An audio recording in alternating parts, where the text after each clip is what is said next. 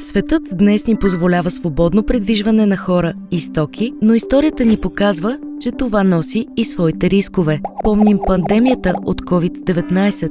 Именно поради тази причина се появява и нуждата от модерни, бързи и ефективни методи и устройства за детекция на бактерии и вируси. Ние разработихме нова технология, която прави не само това, но и много повече, защото тя може да се приложи практически навсякъде. С този нов метод осигуряваме подпомагане на по-добри практики при следене качеството на храните и околната среда, ветеринарен контрол и най-важното, той е изключително ефективен за обществената безопасност. Благодарение на иновативната технология, нашите устройства могат да се използват на важни и ключови места, като летища, контролно-пропусквателни пунктове и в организации с ограничен достъп, така че да осигуряват защита и бърза реакция на място, без необходимостта от квалифициран медицински екип. И това е благодарение на нашия биочип. А какво всъщност е биосензор? Това е устройство, което бързо може да разпознае молекули на различни вируси или вещества.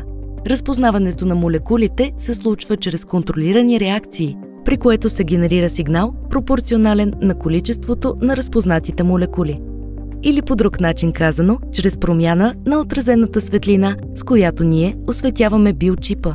Той ни дава индикация, че върху него са попаднали молекули от търсения елемент, т.е.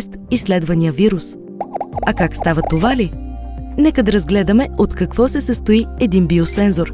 Основните компоненти на биосензора са биорецепторни молекули, преобразовател и измерител. Първо той работи с биорецепторни молекули, които имат свойството да се свързват единствено с определени молекули от вируса. Нека вземем за пример COVID-19. В случая се пропускат молекулите на други вируси или вещества при самото изследване. Ако търсим COVID-19, нашите биорецепторни молекули ще бъдат антитела, които се свързват специфично само с протеина от вируса. Биорецепторните молекули се намират върху преобразователя. Така наричаме устройството, върху което ги разполагаме и което ни позволява да засечем прихванатите молекули на вируса, а той от своя страна преобразува молекулярната реакция в сигнал. И накрая стигаме до измерителя, който ни дава крайния отговор за липса или наличие на разпознатите молекули. Преобразователят с поставения върху него биорецептор се нарича биочип. На неговата повърхност се поставя проба, която може да съдържа различни молекули. Само онези от тях, способни да взаимодействат с биорецепторите, остават върху биочипа. Биосензорът регистрира тази специфична молекулярна реакция. Биосензорът е базиран на явлението повърхнинен плазмонен резонанс в дифракционна решетка. Светлината пада върху специално ситно набраздена метална повърхност. Най-често се използва златна повърхност, но може и други метали. Ако има молекули, които се свързват с биорецепторите, отразеният светлинен сигнал се променя. Това позволява на учените да намерят или откриват дори много малки количества биологични вещества. Но както стана ясно, не е нужно човек да е учен, за да може да се докосне до тази технология в практически план. При осветяването на дифракционната решетка се възбужда електромагнитна вълна, която се разпространява по повърхността й. Тази повърхнинна вълна отнема от енергията на светлината и в отразената такава се наблюдава минимум, както може да видите в момента.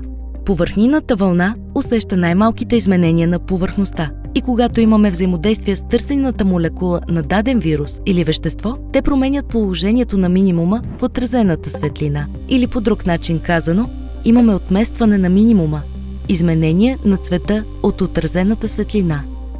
На повърхността на дифракционната решетка се отлагат биорецепторните молекули. Получава се така нареченият биочип, който ние произвеждаме. Този тип биосензори се отличава с своята висока чувствителност.